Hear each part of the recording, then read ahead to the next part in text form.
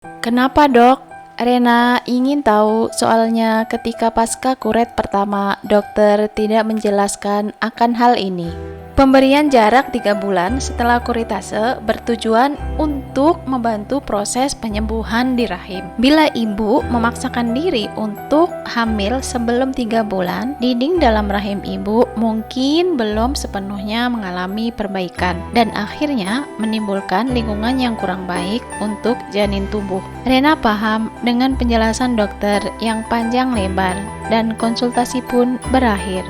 3 minggu kemudian, Rena mendatangi bidan di kompleks perumahannya karena darah yang keluar, darah nifas, sudah berhenti. Ibu nggak bisa KB karena ibu masih nifas. Rina bingung, maksudnya Bu, ibu itu habis keguguran. Sebelumnya Rena bercerita jika habis keguguran dan ingin KB.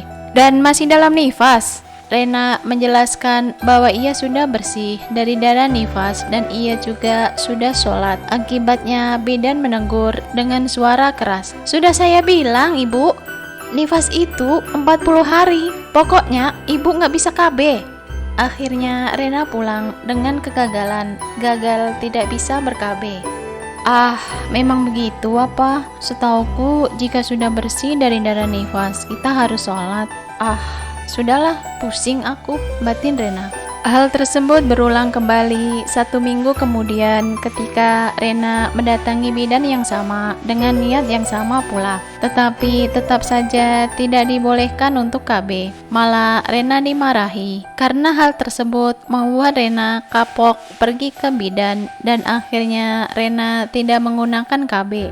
Lebaran tahun 2009, tepatnya setelah Lebaran 23 September 2009, keluarga besar Rena, kakak-kakaknya, dan anak istri suaminya, termasuk Rena dan Norman, berkumpul dan makan bersama. Ibu Mustika dibantu anak-anaknya memasak dari pagi, masak ayam panggang, dan mereka makan di ruang tamu, lesehan gelar tikar. Semua orang duduk melingkar. Assalamualaikum. Kak Handika memulai beramah-tamah dengan keluarga besar dan memimpin doa. Setelah itu mereka memulai makan bareng. Rena merasakan ada yang kurang. Tidak hanya Rena, tapi semua kakak-kakaknya juga merasakan hal yang sama. Dan Rena bersedih. 10 bulan yang lalu, tepatnya 10 November 2008, Bapak Mukhlisin meninggal dan Rena mengingat kejadian itu. Flashback on.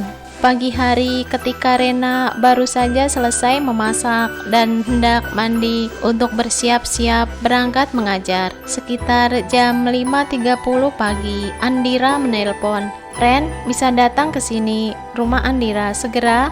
Ada apa mbak? Mau belanja ya? Biasanya Andira kadang menyuruh Rena belanja ke warung sayur sebelum berangkat mengajar. Nanti dulu, aku mau mandi dulu. Andira melarang Rena mandi. Segera ke sini, ada penting. Selama perjalanan ke rumah Andira, Rena bertanya-tanya, ada penting apa kira-kira ya? Mungkinkah Ramadan atau Anindya sakit? Nggak tahu, batin Rena. Sesampainya di rumah Andira, Andira mengajak Rena duduk di sofa dan ia duduk di samping Rena. Kemudian mereka berhadapan. Ren, jangan nangis, dengarkan. Rena mendengarkan dengan seksama. Tak biasanya Andira menyuruhnya seperti itu. Bapak sudah pergi. Bapak berpulang ke rahmatullah. Dek jantung Rena serasa berhenti. Ia diam dan berucap, Inna lillahi wa inna ilaihi roji'un. Andira melanjutkan, kata ibu tadi setelah subuh bapak perginya. Aku dan Mas Ardan pulang nanti jam 9 naik pesawat. Tiket tercepat adanya jam 9 ke Bandara Juanda. Kamu naik kereta? Rena masih diam, gak percaya akan pendengarannya. Ren, Rena tersadar dari lamunannya. Iya mbak, saya mampir dulu ke Cisalak sebelum ke stasiun. Iya sudah, sekarang kasih tahu Norman dan jangan lupa izin ke semua sekolahan. Perintah Andira. Rena langsung pulang. Selama perjalanan ke rumahnya, pikiran Rena kacau. Rena berjalan gontai. Sesampainya di rumah, Rena langsung menemui Norman. Norman yang sedang beres-beres komputer. Sebelum warnet dibuka, setiap pagi Norman membersihkan komputernya. Bingung dengan sikap istrinya yang menarik tangannya menuju ke kamar. Norman mengikuti kemauan Rena dan Rena langsung menangis di depan Norman.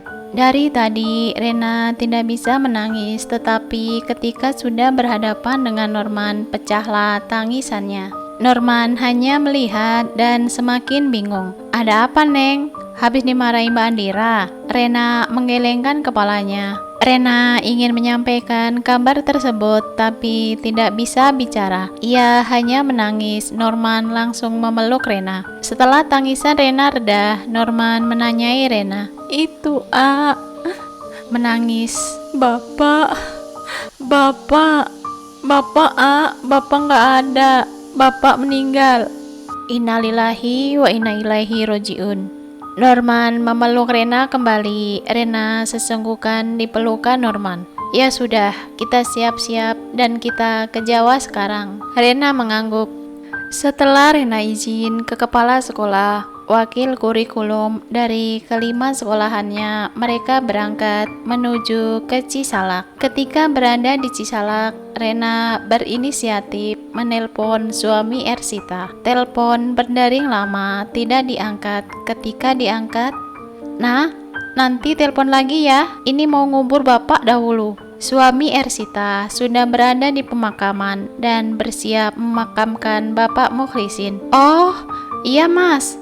Ternyata Bapak Mukhlisin langsung dikubur, tidak menunggu Andira atau Rena datang. Menurut suami Ersita yang seorang ustadz, agar menyegerakan mengurus mayit lebih cepat dikubur lebih baik. Dan Rena pun mengerti akan hal itu, meskipun Rena tidak diberitahu sebelumnya. Setelah Rena dan Norman memberitahukan ke orang tua Norman, mereka berangkat ke stasiun Senen. Meskipun kereta berangkat jam 16, mereka tetap menunggu di stasiun Senen dari pagi. Flashback off. Ketika makan-makan sudah selesai dan mereka mengobrol santai sambil menikmati makanan penutup, pisang. "Jangan bersedih, memang Bapak sudah tidak berada di antara kita. Kita relakan. Kita berkumpul hari ini untuk berdiskusi gimana baiknya. Ibu, apa masih kuat ngelola sawah sendiri? Ibu masih ingin jualan apa berhenti?" Ibu Mustika jualan es dawet dan rujak cingur di depan rumah sejak Rena kecil SD. Handika, kakak tertua Rena, memulai diskusi.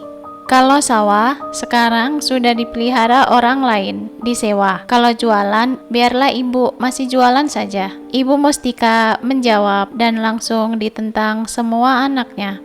"Ibu sebaiknya berhenti kerja, jualan. Nanti kita akan ngasih uang ke ibu." Andira menyela dan Handika memutuskan.